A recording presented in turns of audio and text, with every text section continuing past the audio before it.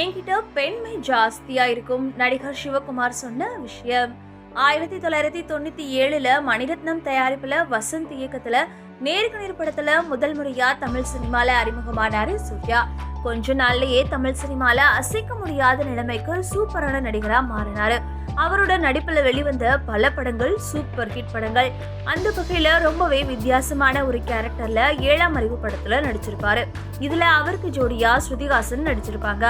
இந்த படம் சூர்யாவோட கெரியர்லயே ஒரு முக்கியமான படம் அப்படின்னு சொல்லலாம். அந்த வகையில இந்த படத்தை பற்றி அவருடைய அப்பாவான சிவகுமார் ஒரு சில விஷயங்களை ஷேர் பண்ணிருக்காரு. அதாவது 7ஆம் அறிவு படத்துல சூர்யா பண்ணின கேரக்டரை வேற யாராலையுமே பண்ண முடியாது.